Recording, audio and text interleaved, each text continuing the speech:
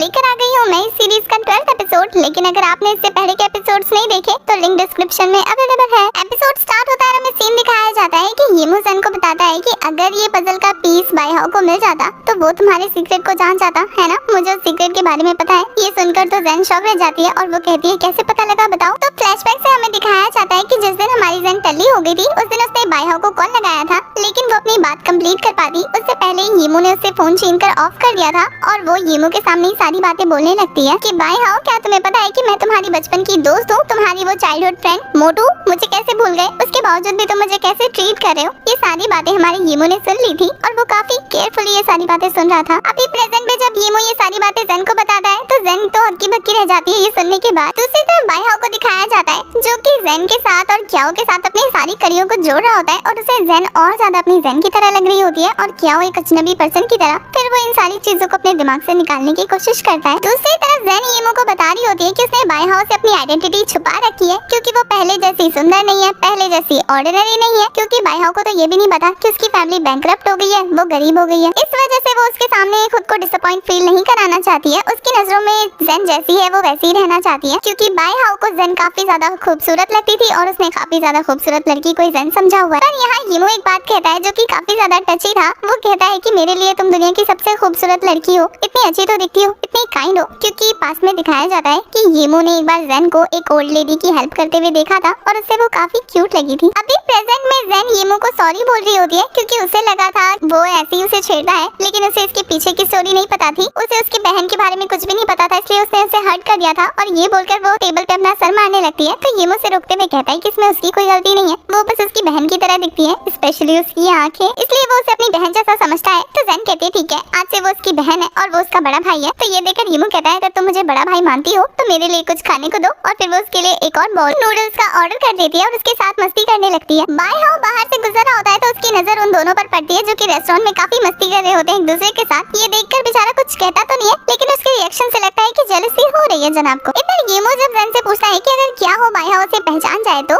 Zen मुस्कुराते हुए कहती है इम्पॉसिबल, वो पहचान ही नहीं सकता क्योंकि जब हम लोग पहली बार मिलने वाले थे वो मुझे क्रॉस करके किसी और लड़की खूबसूरत लड़की के पास चला गया। ये सुनकर यीमू हंसने लगता है और ज़ेन कहती है तो इसी चीज का मैंने फायदा उठाया, मैंने उस खूबसूरत लड़की को ज़ेन बना दिया और खुद उसकी नजरों में कोई और बन गई हूँ। और वो ऐसा चॉपस्टिक की मदद से समझाने की कोशिश कर रही होती है, लेकिन यीमू को तो कुछ समझ ही नहीं आता। तो यीमू समझ जाता है, वो कहता है तो अच्छा तो तुम बाइहाओ की वजह से लॉजिस्टिक डिपार्टमेंट में वापस जाना चाहती थी। ज़ेन कहती है कि हाँ एक रीजन वो भी था और दूसरा रीजन ये कि मैं खुद लॉजिस्टिक डिपार्टमेंट में काम करना चाहती थी, एडिटिंग डिपार्टमेंट में नहीं। मुझे मेरा आई कार्ड बहुत ज्यादा प्यारा है, मुझे कितनी मुश्किल से तो जॉब मिली है, मुझे बहुत प्यार है अपने जॉब से। और ये बोलकर वो अपने आई कार्ड को छूने लगती है। यीमू जब उसे ऐसे देखता है तो वो कहता है कि तुम इतनी बेवकूफ कैसे हो सकती हो, तुम्हारी लाइफ में कोई एम्बिशन नहीं है, तुम ऐसी छोटी छोटी चीजों पे कैसे खुश हो सकती हो। इस बात पे फिर से दोनों की मस्ती स्टार्ट हो जाती है। दूसरी तरफ हमें क्याओ को दिखाया जाता है जो कि जिम जाकर बाइहाओ को ढूंढने लगती है। उसे वहाँ बाइहाओ नहीं मिलता है तो वो उसे टेक्स्ट करके बुलाने लगती है। बाइहाओ जो कि अपने घर पहुंचा ही होता है, जैसे ही उसे क्याओ का मैसेज दिखता है वो जिम जाने के लिए तैयार हो जाता है। दूसरी तरफ ज़ेन और यीमू को दिखाया जाता है वो दोनों रेस्टोरेंट से बाहर जाकर घर जाने की तैयारी कर रहे होते हैं। यीमू ज़ेन को छोड़ने की बात करता है, लेकिन ज़ेन कहती है कि उसे क्याओ को लेने जाना है, तो वो समझ जाता है कि वो फेक ज़ेन की बात कर रही है। यहाँ ज़ेन यीमू से प्रॉमिस ले लेती है कि वो इस बारे में किसी को नहीं बताएगा, ये उन दोनों के बीच का सीक्रेट है। वो भी मान जाता है। इधर क्याओ को दिखाया जाता है जो काफी देर से एक्सरसाइज कर रही होती है। उसके पास ज़ेन का कॉल आता है। जब वो कॉल पिक करती है तो उसे पता लगता है कि ज़ेन उसे लेने के लिए होटल में आई है। तो वो ज़ेन से छुपने लगती है क्योंकि वो जस्ट उसके जिम के सामने खड़ी थी। वो छुपने की कोशिश करते हुए एक लड़के के पीछे आ जाती है। क्याओ ज़ेन से छुपाना चाहती थी कि वो इस टाइम पे जिम में आई है बाइहाओ के साथ, और जैसे वो वहाँ से बाहर जाने लगती है ना, उसे बाइहाओ दिख जाता है। फिर वो बाइहाओ से छुपकर वहाँ से जाने लगती है। बाइहाओ को ऐसा फील होता है कि कोई उससे छुप रहा है। जब वो देखने आता है तो उसे वहाँ क्याओ नहीं दिखती। क्याओ तो बकेट में छुपकर वहाँ से निकल चुकी थी। तभी उसके पास बाइहाओ का कॉल आता है। जब वो कॉल पिक करती है तो बाइहाओ से पूछता है कि वो इतनी जल्दी कहाँ चली गई। तो क्याओ से झूठ बोल देती है कि होटल में काम आ गया था, इस वजह से उसे अर्जेंटली वहाँ से जाना पड़ गया। क्याओ इधर तैयार होकर ज़ेन के पास आती है। ज़ेन इधर अपनी बहन से बात कर रही होती है जो कि उसे कॉन्सेंट के लिए पैसे मांग रही होती है। वो अपनी धुन में खोई होती है तो क्याओ आकर उसे डरा देती है। वैसे क्याओ को बुरा तो काफी लग रहा था क्योंकि उसे बाइहाओ को छोड़कर आना पड़ा था। और थोड़ा सा ज़ेन पर नाराज होती है कि कम से कम आने से पहले मुझे बता तो देती मैडम, मैं अपना सामान तैयार करके रख लेती, तुम्हें वेट नहीं करना पड़ता। और फिर वो ज़ेन को लेकर रेस्टोरेंट जाती है खाना खाने के लिए। वहाँ वो बहुत सारा ऑयली फूड मंगा लेती है, जिसको देखकर ज़ेन कहती है कि मैं तो ऑलरेडी खा चुकी हूँ, लेकिन तुम इतना ऑयली फूड क्यों खा रही हो, इसके बाद तो तुम्हें एक्सरसाइज करनी पड़ेगी। तो क्याओ कहती है यही तो मैं चाहती हूँ। उसके बाद ज़ेन क्याओ को कहती है कि मुझे ना आज एक बाइहाओ का सीक्रेट पता लगा है। ये देखकर क्याओ उससे पूछती है कौन सा सीक्रेट। तो ज़ेन उसे बताती है मुझे पता लगा ना कि 1 महीने में हमारा ऑफिस बंद होने वाला है। जिसे सुनकर क्याओ भी परेशान हो जाती है और वो कहती है इसका मतलब तुम्हारी जॉब चली जाएगी। वो कहती है हाँ। बायहाओ भी चला जाएगा। वो कहती है हाँ।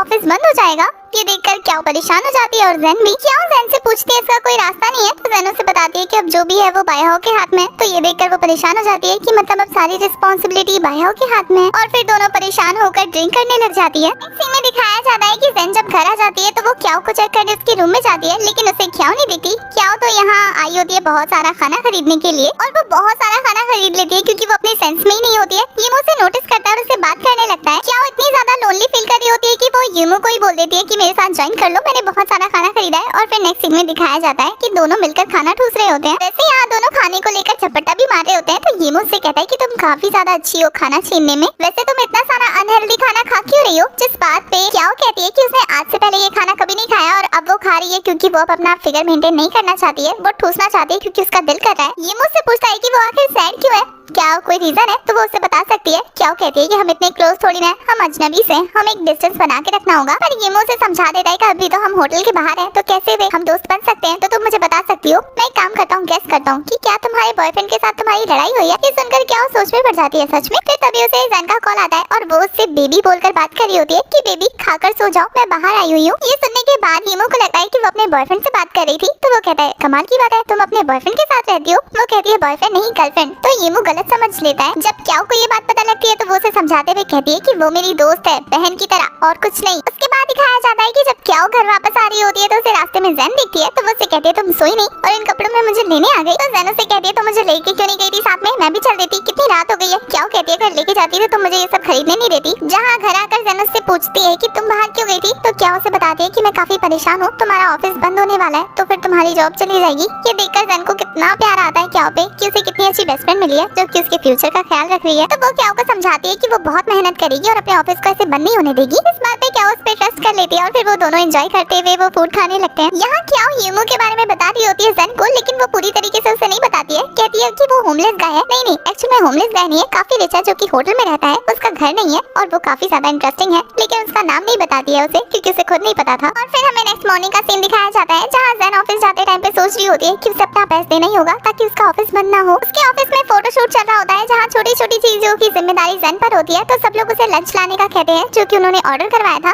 जैन लंच लेने चली जाती है। जब वो लंच लेकर वापस आ रही होती है तो उसे रास्ते में एक ओल्ड आंटी मिलती है जो कि अपना रास्ता भटक गई थी। तो जैन उनकी हेल्प करने लगती है उनके बेटे को ढूंढने में। वो एड्रेस चेक करती है, उसके लिए टैक्सी बुक करती है, उसे टैक्सी में बिठाकर वहाँ से भेजने वाली होती है, लेकिन इसी चक्कर में उसका सारा खाना वेस्ट हो जाता है। ये देखकर वो काफी ज्यादा परेशान हो जाती है। वापस भाग के रेस्टोरेंट जाती है और वही खाना मांगने लगती है। स्टाफ उन्हें बताते हैं कि उसे 1 घंटा वेट करना पड़ेगा। तो ये देखकर वो उनके लिए ब्रेड खरीदने लगती है जल्दी जल्दी। ऑफिस पहुंचकर जब वो सिस्टर जुइंग को ब्रेड पकड़ाती है और कहती है कि खाना उससे गिर गया था, तो सिस्टर जुइंग उससे कुछ नहीं पूछती है क्योंकि उसे लगा था सच में कोई एक्सीडेंट हो गया होगा। लेकिन यहाँ बायहाओ को जब पता लगता है तो वो हमारी जैन पे काफी ज्यादा चलाने लगता है कि तुमसे एक छोटा सा काम भी नहीं होता है, ये भी खराब कर दिया। जैन को बायहाओ की बातें काफी ज्यादा बुरी लगती है, लेकिन यहाँ सिस्टर जुइंग सारी सिचुएशन को संभालते हुए कहती है कि सबको भूख लगी है तो वो यही खा लेंगे। लेकिन बायहाओ नाराज होता है। काम खत्म होने के बाद जैन फिर से सिस्टर जुइंग से सॉरी बोलती है कि उसकी वजह से सबको ब्रेड खाना पड़ा, लेकिन सिस्टर जुइंग उसे घर जाने के लिए कहती है और रिलैक्स करने के लिए कहती है। ये बातें मायने नहीं रखती। दूसरी तरफ हमें उस ओल्ड आंटी को दिखाया जाता है जो कि अपने बेटे के साथ जैन को ढूंढने आई होती है उसके ऑफिस में, क्योंकि उन्होंने उसके आई कार्ड पर इस ऑफिस का नाम देख लिया होता है। वो अपने साथ एक स्केच बना के लाई होती है जैन को ढूंढने के लिए और वो स्टाफ से पूछ रही होती है। बायहाओ की नजर उन पे पड़ती है तो वो बायहाओ से भी पूछने लगते हैं। बायहाओ स्केच देखते ही पहचान जाता है कि वो जैन के बारे में पूछ रही है। तभी वहाँ जैन आ जाती है और वो ओल्ड आंटी उनके पास जाकर उसे थैंक यू बोलने लगती है। उसके लिए काफी सारी गिफ्ट आती है। ये देखकर बायहाओ भी थोड़ा सा कंफ्यूज होता है। उस ओल्ड आंटी के जाने के बाद जब सिस्टर जुइंग उससे पूछती है कि क्या तुम इस ओल्ड आंटी की मदद करी थी, तो जैन उन्हें सारी सिचुएशन समझाती है कि कैसे वो लेट हो गई और कैसे उससे खाना खराब हो गया। ये बातें बायहाओ भी सुनता है और उसे भी काफी बुरा लगता है कि उसने बेफालतू में उसे डांट दिया, वो तो इतना अच्छा काम करके आई थी। इधर क्याओ को दिखाया जाता है जो कि वही शॉर्ट हील पहनने की वजह से अपने पैरों को घायल कर लेती है। जब जैन को पता लगता है तो वो उसे काफी डांटती है, उसके पैरों की केयर करने लगती है, यहाँ तक कि वो उसके जूते को खींच के बड़ा कर रही होती है। ये देखकर क्याओ को बुरा लगता है कि जैन कितनी परवाह करती है उसकी और वो कितना बुरा कर रही है उसके साथ। इस मॉर्निंग का सीन दिखाया जाता है जहाँ क्याओ सीधा येमो के रूम के बाहर जाती है और उससे एक फेवर मांगती है। इसी के साथ हमारा ये वाला एपिसोड हो जाता है खत्म।